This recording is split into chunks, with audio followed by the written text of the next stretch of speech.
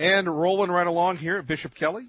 Kevin Miller in the morning on 107.5 FM, 580 AM, KIDO Talk Radio. Coming up, we're going to take a look at fossil fuels and why energy prices are going down and perhaps down permanently. But before that, Tommy Steiner joining us, a proud alumnus of Bishop Kelly High School, class of '03, right? Yes, correct. Hi, thanks for having me today. You have so much energy and enthusiasm. Is that because you're going to be on the radio, or is that because you're working at your alma mater?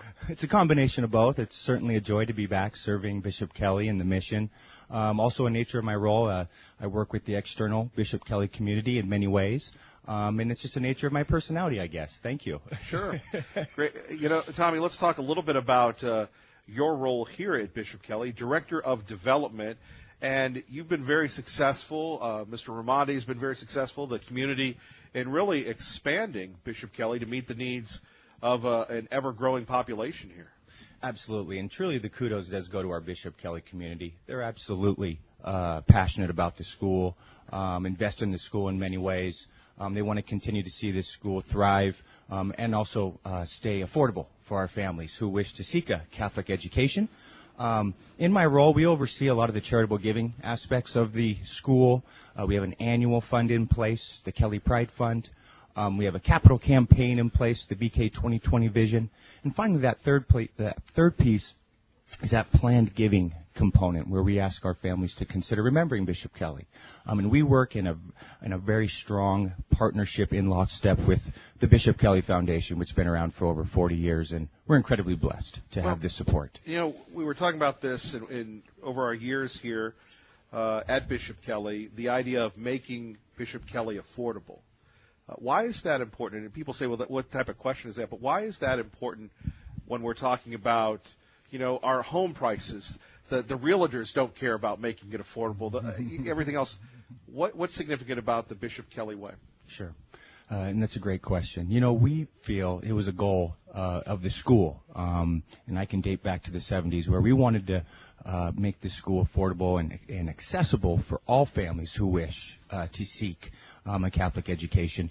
And really a big piece of that is the Bishop Kelly Foundation and our community who continues to want to support. And it is important. It's important to have options in the community. We feel we are able to offer a unique education that a group of our community is interested in, and we want to make sure that community is able to come. Right. What did you learn at Bishop Kelly? I know that's a while ago, not as long ago as some of us, but what have you learned? How did Bishop Kelly impact you, sir? Well, what really sticks out in my mind about Bishop Kelly is the service learning component, the importance of staying engaged and serving our community, being a role model, and really promoting the importance of education and community. So now that you're a parent and you work with parents, Tommy, when you take a look, whether it's here on KIDO Talk Radio or other ways, the idea of how important education was for your parents so you could come here, and really parents throughout the Treasure Valley, harvesting that, hey, kid, you've got to work hard, you've got to do your homework, service projects, academics, athletics. So, getting involved, I suppose, in that first round of deferred gratification, that first round of sacrifice. Mm-hmm. As a parent now, when you're the person imparting those lessons, what goes on in your mind? Oh, it's about the youth. It's about educating our children. To your point, it's somewhat of a legacy here at Bishop Kelly, and it starts at home. It starts with the families. My mother was a graduate of the school. Wow. My grandfather was a graduate of St. Teresa's Academy in the 40s. Triple legacy or that's something right. like that? I'm an 03, and then finally my youngsters will go through here in another 10 to 15 years. So we're thrilled and blessed. That's quite a commitment. Yeah, well, again, it's important to us that this school continues to exist in the Valley. We feel that we prepare students not only for college but for life beyond. Sure. Anything else you'd like to share with us today, Tommy? Obviously the projects and the importance, and you have a lot of people like your family and others that have sacrificed. For people that aren't familiar with Bishop Kelly, they've just moved in, maybe they found this radio station. What would you say to them? Well, come check us out. Right? Come check us out. We have information nights. We do job student shadows. So there's opportunities to learn more about Bishop Kelly. There's a lot of many great options out there in this valley. We are blessed. We have many, many great families beyond the Bishop Kelly community, and we are just one piece of a wonderful community. Tommy Steiner, thank you, brother. Thank you. Thank you very much. Thanks for having us. Wish I had your demeanor and your optimism and energy, brother. Of course, we don't want to expose you too much. You might be hosting mornings in addition to that. Thank you, sir. Appreciate you. Let's go to Norman Rogers, who joins us now, a retired physicist and author of Dumb Energy, a critique of wind and solar energy. Mr. Rogers, thank you for joining us. Thanks. Thank you. I'm glad to be here. We hear that solar energy is the best ever. Do you have an issue with that? Yes, I do. It's a complete fraud. It's expensive. It's erratic. It doesn't work at night. It's really a complete and total waste of money. Well, that's a good point. It doesn't work at night. It doesn't work if there's a cloud in front of the sun either, or if it's cloudy. And yet we have the government focusing us and giving subsidies to the solar industry. Let's talk a little bit about fossil fuels. What's wrong with coal? There's nothing wrong with coal. Coal's a wonderful fuel. It's a fuel we have in abundance, and it has a very important reliability feature because, contrast it with natural gas, if with coal you have a yard full of coal. The plant usually has 30, 40 days worth of coal, so it can keep on working even if fuel deliveries are delayed. With a natural gas plant, if something goes wrong with the pipeline, in most cases, the plant just shuts down. Well, we don't hear about that. Of course, we had former President Obama. He was not a fan of coal. In fact, he did everything that he could to eliminate the good coal miners, the coal industry, and destroy that. Can we ever recover and get the good works about coal back, sir? Well, I hope so. It's really kind of a shame that these people promoting global warming and green energy are so well organized and such a powerful lobby. The poor coal miners, they're kind of disarmed. They're not organized, and they also, they really believe in global warming too. They think maybe there's something to it, and so they're morally disarmed because they feel like maybe they're really in the wrong, but they're not. We should be using coal. There's whole states of the U.S. that are just sitting on top of coal. And natural gas. I'm sorry, go ahead, sir. Yeah. Well, we also have plentiful natural gas, but natural gas is a premium fuel. It can be exported at high prices. It can be used to power automobiles, and it's wonderful for heating houses. It burns very non-polluting. Coal, on the other hand, is mainly good for power plants because with the power plant you can expend the overhead that's required to clean up the exhaust. The modern coal plant is extremely clean, but it does require pretty elaborate pollution controls. So we should be using coal for generating electricity. We should use the natural gas more for export, probably. Well, what about this wind energy? Well, wind energy is the same story as the solar energy. It's 70% subsidized. The wind is not reliable. Sometimes it's windy, sometimes it's not. So as a result, whenever you have a wind farm, you've got to have a working in the background power plant, often a natural gas power plant, that takes over every time the wind dies. So what's the point? You have to build two complete power plants. And the guys who promote wind energy, they usually forget to mention the power plant that's working in the background. And they also usually forget to mention the huge government subsidies. Mr. Rogers, anything else you'd like to share with us this morning? Well, if you'd like to buy my book, it's called dumbenergy.com. It's at this website, dumbenergy.com. It's on Amazon. And it goes through all the numbers and the hard facts related to what I consider to be the fraud of green energy.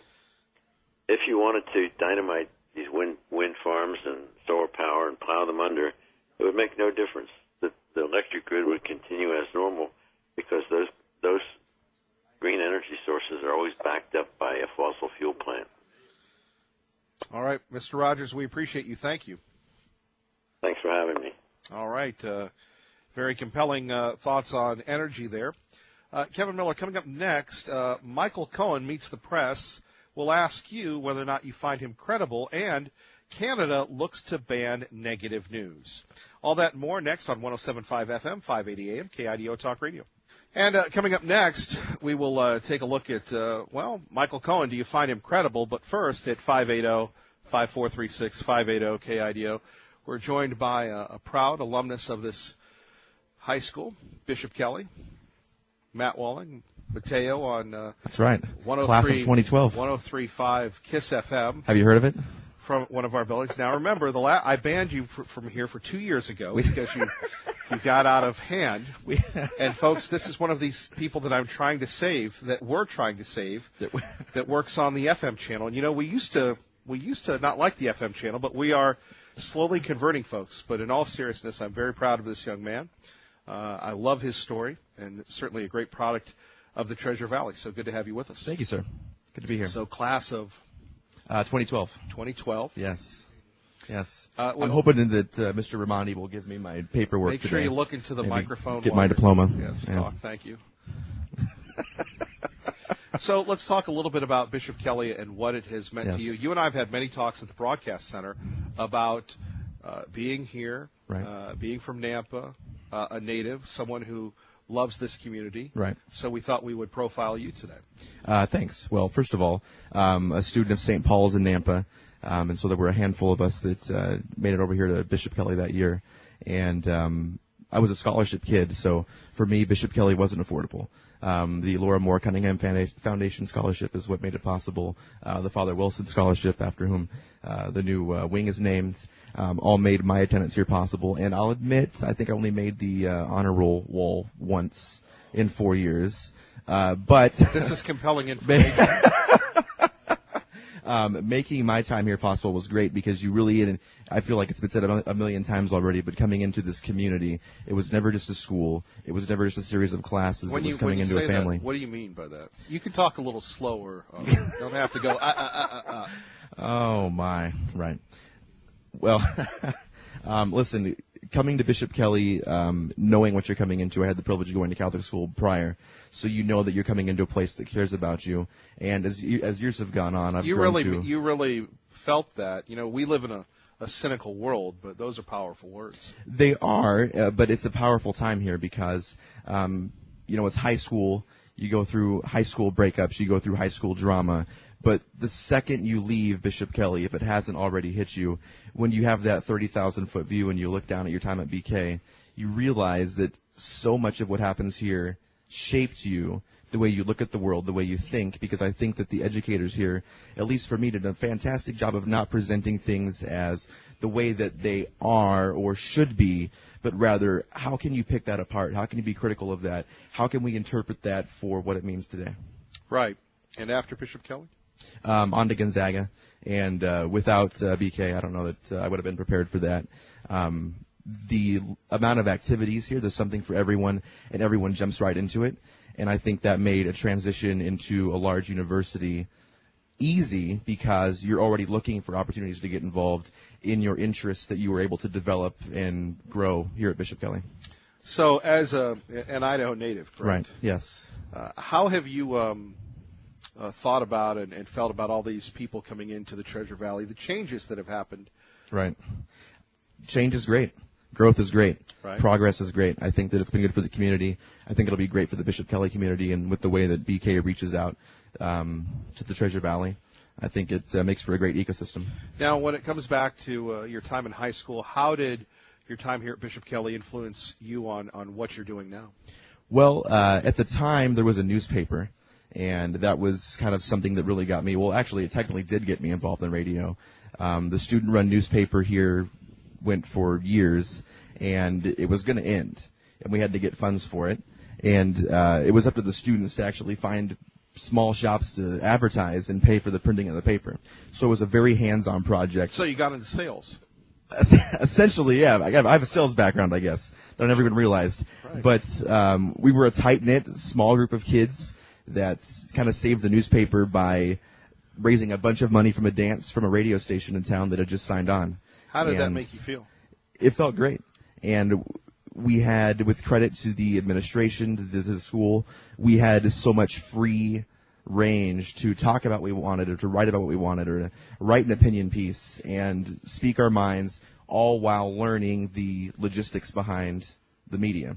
And it was great. And, of course, the dance was my exposure to radio, and I got a job when I was a freshman here in high school and got way too obsessed with that. So they kind of went hand in hand over the 4 years. Mateo, Matt Walling joining us here. Kevin Miller in the morning, KIDO Talk Radio from our sister station, 103.5 FM. He is a great friend. We love him to death. Talk about giving back, because you're here all the time. At work, you're always talking Right. about Bishop Kelly and Gonzaga. Is that how you pronounce it? See, you hear Jeff the Suit Right. yelling at me right Right, now. right. See, I'm under fire already. But, well, you know what it's like to work for Jeff Right. the Suit, but go ahead. Well, listen, we Folks, mentioned, I'm under siege here. I'm serious. we mentioned the community aspect earlier, which is such a heavy part of what Bishop Kelly is. But coming into the community, you're often the recipient of giving, especially me. 2 scholarships that made my attendance possible. Time from Coach Brennan just walked by.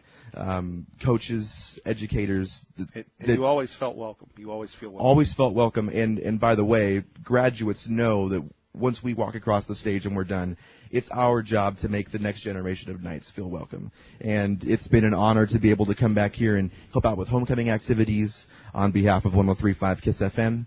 It's been an honor to it's been an honor to get messages, emails from graduates interested in media, or from students that want to make music. Being able to be the resource that others were for me when I was that age, I love it. Always about the community. Absolutely. Are you going to stay with us throughout the morning? You got me all morning. I woke up to shower just for you. Yes. We might have to send him back to some remedial classes. Thank you, Mr. Mateo. We will talk to you in a minute. Thanks. 107.5 FM, 580 AM, KIDO Talk Radio.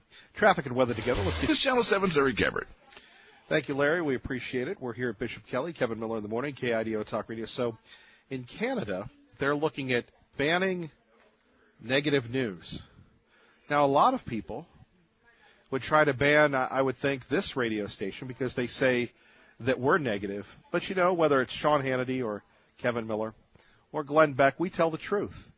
You know, in fact, it's the real news here. So let's find out what these Canadians are up to. Shirley McCallery is sick and tired of hearing bad news about St. John, New Brunswick. So the city's deputy mayor is calling for a 4-month ban on negative news. It's time, she argues, that the news media instead concentrate on the port city's great quality of life. She's not just aiming at reporters. She wants city council members to stop saying bad things about the city as well. A notorious murder and refinery explosions have been dominating St. John's news cycle of late. Gary Baumgarten, Fox News. You know, Gary, he always gives us those stories that make you think. So how in the world could you ban negative news? And how would you determine what negative news would be? Well, you know, myself and the president, I think we have a few ideas of what the negative news could be or should be. Now, we're being facetious here, but censorship is something that should be avoided at all cost. Let's move on. Michael Cohen had a chance to speak with George Stephanopoulos. Let's take a listen on KIDO Talk Radio. Charges were just agreed to him by him in order to embarrass the president and get a much reduced prison sentence. I know which tweets you're talking about. First of all, it's absolutely not true. I did not do it to embarrass the president. He knows the truth. I know the truth. Many people. Under no circumstances do I want to embarrass the president of the United States of America. The truth is, I told the truth. I took responsibility for my actions. And instead of him taking responsibility for his actions, what does he do? He attacks my family. And after yesterday, again, being before the court and taking the responsibility and receiving a sentence of 36 months, the only thing he can do is to tweet about my family. He said in the tweet. Coming up, Do you find Michael Cohen credible? We're Bishop Kelly, promoting our school, securing our future. You're listening to Kevin Miller on KIDO Talk Radio. Good morning, Maggie. Good morning, Kevin. And blessed to be a part of your day, Kevin Miller in the morning, KIDO Talk Radio. Joined now by the assistant principal here at Bishop Kelly, Stephanie Herrera. Good to have you back, ma'am. Thanks for having me today. So we take a look at explaining Bishop Kelly to folks that aren't from this area and that aren't Catholic. If people are just tuning in, what would you say to them? I would say it is the greatest place to work, and I've had my daughter graduate here, my son goes here, and it is really a place where we look at each student achieving personal academic excellence in everything that we do, from our curriculum to the way our building is laid out and keeping it student focused. Sure. I don't know if you caught our interview with Matt Walling, our proud member of the broadcast family. Yes. Yes, I did. I don't know why we turned his microphone on without direction from the talent here, but we'll continue on. When you hear that, what goes on in your mind? People, proud to be a part of Bishop Kelly, donating, sacrificing. How does that make you feel? It's just part of our community. It's who we are. It's who our students are. It's who our alumni are, our faculty, giving back into the community, and it becomes a part of them. And they live what they believe and what they teach in the classroom, just like Matt here, our alum, so do our faculty. Do we still have a file on him? It's a positive file. It's a positive file, huh? We love him. We love having She reviewed it before I came in. alumni back, for sure. Sure. Would you like to ask a question? Ask a question? I don't think I have any questions. You sure you want to claim him? I would. Okay. I'm proud to claim him. Sure. I've seen his work in the community. I don't think she had to put up with me, though. He stays connected with our faculty and our community. It's great. Sure. Would you like to ask a question? I have no questions, no. Okay, you're just going to be the laugh track, is that right? Yes. Anyway, he's a very modest young man. When you, we have Matt's story about coming in from Nampa. You have people coming in from Wilder, and such very eclectic mix here. When you think, most of us think of the Treasure Valley as Boise or Eagle or maybe Meridian. How do you mix all that together? Everybody's from a different area, but Sure. they're students. Right. I mean, and their heart and their soul is it's the same. You want to figure out what works for each student, and that's what our teachers are really good at, is getting to know the students and building relationships and getting to work with them in the community and their activities and their sporting events and in volunteer work. And it doesn't matter where they come from. Right. It matters how the teachers and the people here on campus get to know the students and can help build them academically, but also help their spirit and their mind and their body grow to be individuals that we know and their parents know them to be. What advice would you give parents seeking to motivate kids about the value of education? I don't think there's any greater profession than being a professional educator, and that's why I went into it. If you were to reflect back on anything that you have learned or any parent has learned, it's from a teacher. It could be in a classroom, it's in a community, it's in a church, but everything is from a teacher. You've learned everything that you know. So the value of education, it's priceless. Would you agree with that? I would, yeah. I think that coming Do you in... value education? I do, because of Bishop Kelly. And teachers, you're very pro-teacher. Very pro-teacher, yeah. Every teacher, I could name every teacher I've had ever, and everyone impacted me in some way. Some I meet for beers on Saturdays now. You build those relationships, and they teach you things, but it's more than what's on the surface. It's more than the textbook. It's how you can make that apply to yourself, your life. So building upon that, what advice would you give parents and students listening right now that may not realize the value of education and what an impact it can have on your life? I think you need to look at what outcome it is that you want.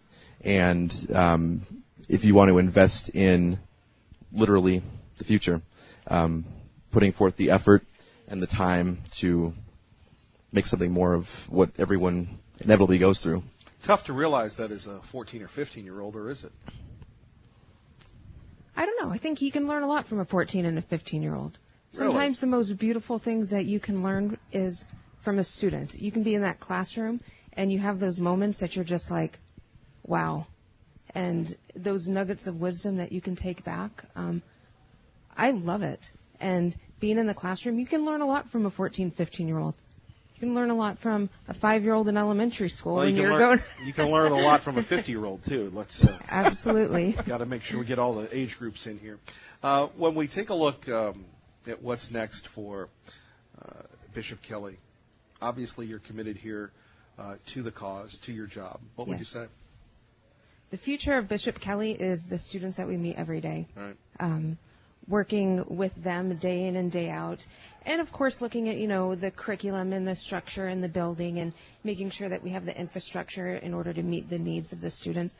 But the future is the students that we have here today. Maybe without naming a name, is there a story, a parent, a teacher, a student that has inspired you? Oh, there's always a parent or a student that has inspired me. I'll tell you a quick story. It doesn't have to be too quick, or Okay. we're going back to Matt. So go ahead, please. I think if you were to ask any educator why they got into education, there's a reason why they got there. It's because they've been touched in their heart by somebody that educated them or touched them in their lives. And for me, that was my cousin. My cousin is multiply impaired and blind and is a phenomenal musician. And I knew that the teachers that worked with him brought that beauty out in him. And that is always what I aspired to do, was to try to find that music and that beauty inside each child and let them be able to share that with others. Stephanie Herrero joining us, Bishop Kelly Assistant Principal. We don't hear that when we talk about teachers, do we? No, we don't. And every teacher has a story. Every teacher. Right. I would be curious to know what your impression of Bishop Kelly is so far. I think that she and I are well familiar with the community and with the vibe here, but looking from the outside in. Never turn the tables on the host.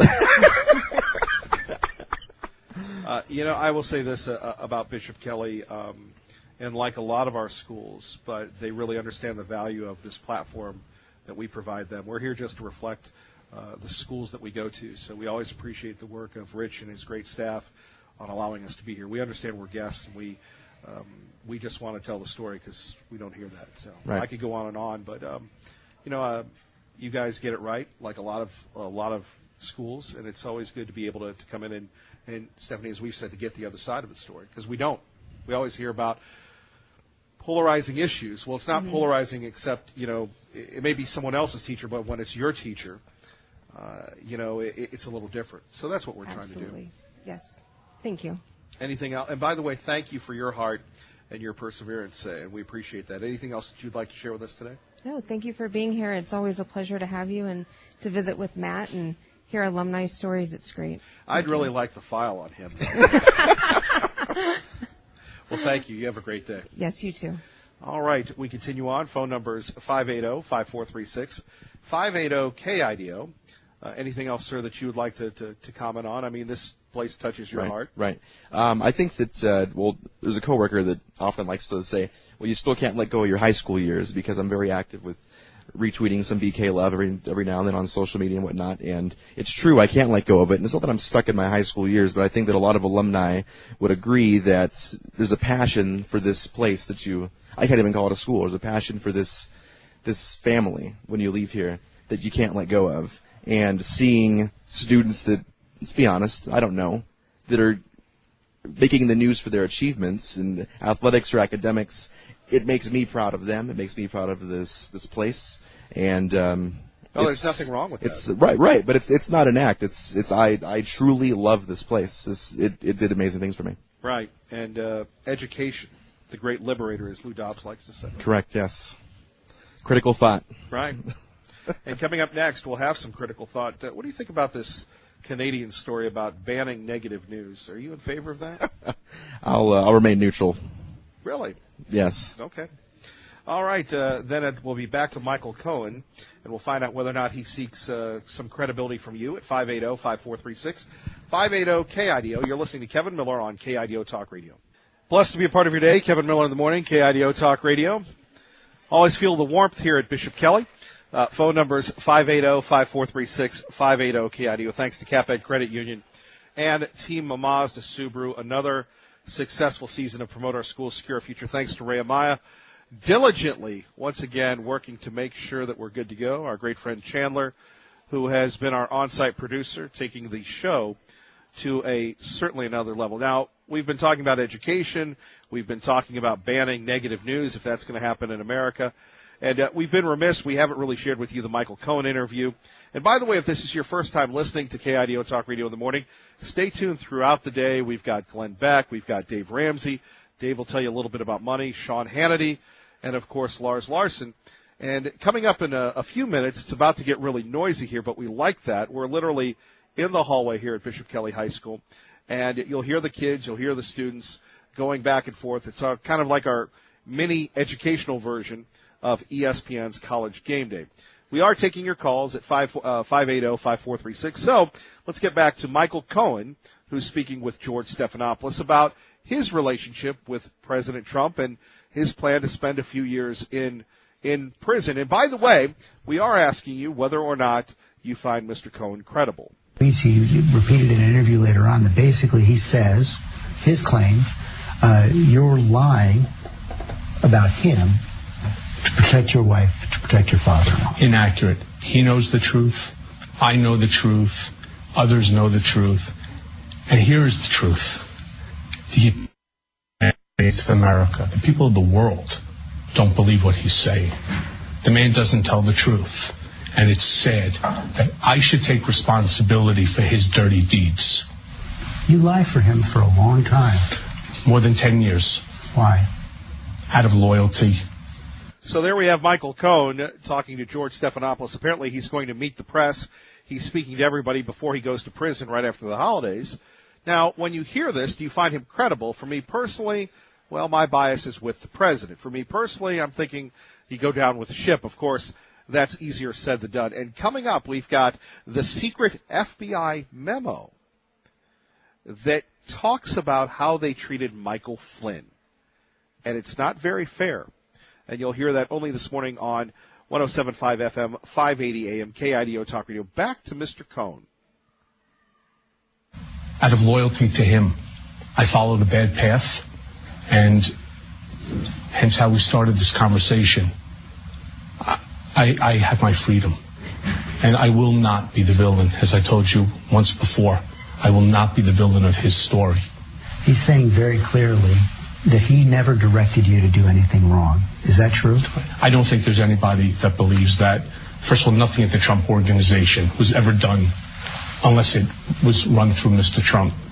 He directed me, as I said in my allocution, and I said as well in the plea, he directed me to make the payments. He directed me to become involved in these matters, including the one with McDougal, which was really between him and David Pecker, and then David Pecker's counsel. I just reviewed the documents in order to protect him. I gave loyalty to someone who truthfully does not deserve loyalty. He was trying to hide what you... Boy, those are huge allegations. Now, remember, Michael Cohen, he was, in fact, on all the TV shows saying that he's going to take down Avenatti and all these things. Does it really get to the level of Robert Mueller? Does it get to the level of the Southern District of New York? Now, those of you that watch the Showtime show Billions, that's where Paul Giamatti used to work before he got fired.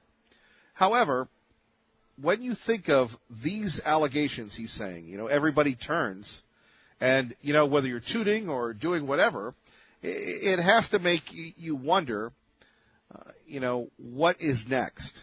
And, our great friend Patrick Joseph Buchanan says this is not going to end well. He was there with Richard Nixon. Donald Trump, on the other hand, had this to say. They put that on to embarrass me. Donald Trump exclusively with our own Harris Faulkner of Fox News Radio. Remember, when you hear Fox News on the radio in the Treasure Valley, you're listening exclusively to 107.5 FM, 580 AM. They put those two charges on to embarrass me. They're not criminal charges. They're not criminal. And there we have it. They're not criminal charges.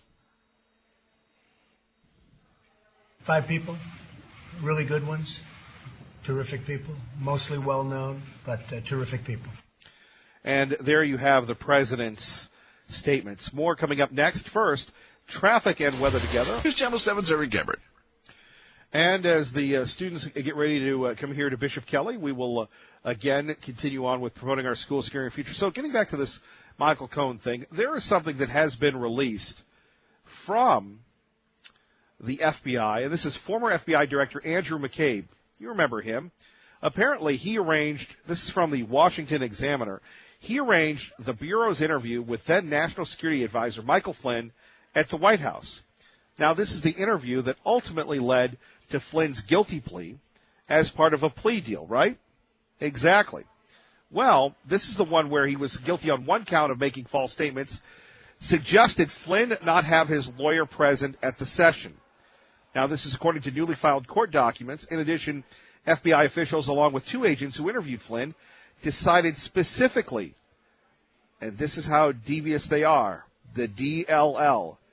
And these are FBI agents, folks. They decided specifically not to warn him that there would be penalties for making false statements because the agents wanted to ensure that Flynn was relaxed during the session. Now, again, citing McCabe's account, the sentencing memo says that shortly after noon, the fourth day of the Trump administration, McCabe called Flynn on a secure phone in Flynn's West Wing office. The two men discussed briefly, and then McCabe said he felt that he needed to have two agents sit down with him. Now remember, this is just crazy, and this is what you're not hearing throughout the country. You're only hearing it right here with us. So, again, 580-5436, 580-KIDO, your thoughts on that, number one. Number two, Michael Flynn meets the press. Let's take a listen. You were doing, correct? Correct. And he knew it was wrong? Of course. And he was doing that to help his election? You have to remember at what point in time that this matter came about, 2 weeks or so before the election, post the Billy Bush comments. So yes, he was very concerned about how this would affect the election. To help his campaign? To help him and the campaign. You mentioned dirty deeds in your allocution yesterday. When you think about it, when you look back, did you know what you were doing? I'm angry at myself because I knew what I was doing was wrong. I stood up before the world yesterday. Now, here's the deal. When everybody sings the blues, we all know what was wrong and everything else. But remember, Michael Cohen was on TV. He was making a lot of money, and now all of a sudden he's singing a different tune. To me, you know, this is the same old story again and again and again, but I'm with the president. Are you? And I accepted the responsibility for my actions. The actions that I gave to a man who, as I also said in my elocution, I was loyal to. I should not be the only one taking responsibility for his actions. So he's still lying? Yes. Do you know why you were loyal to him at the beginning? No. No. It was a blind loyalty. It was to a man I admired, but I do not know the answer to it. And I'm angry at myself. My family is disappointed that they have taught me, my mother, father, right from wrong, and I didn't display good judgment. You called it blind loyalty. The prosecutors seem to suggest it was, Southern District prosecutors, I should add, seem to suggest it was you were being driven by greed and ambition. No, that's inaccurate. But again, I took responsibility for my actions, but I didn't make my money working for Donald Trump. I had made a substantial amount of money years before working for Donald Trump. And anybody who knows me knows that to be the truth. So what do you say to people, and you know there are a lot of people who would be watching who are going to be thinking, but wait a second, he lied for so long, why should we believe him now? What's the answer to that? What do you mean lied? Lied about what? At the Trump Organization, it's a microcosm of even just the New York real estate market. So there we have it. Everything about the president is wrong. Michael Cohen is right. He's not taking responsibility. And look, why doesn't he just do his time and get on with his life? Why are we so focused on Michael Cohen? So we will talk a little bit more about that, plus other stories of the day. We're live at Bishop Kelly High School, promoting our school, securing our future. Once again, brought to you by CapEd Credit Union and Team Mazda Subaru. It's been such an incredible season from so many schools, whether it's been the colleges, the high schools. So proud of everyone that has been involved in again, promoting our school, securing our future. Coming up next, Fox News on the radio. We'll find out what's happening in your world from our friends at Channel 7. We've got a lot going on. Stay with us. KIDO Talk Radio. Good morning.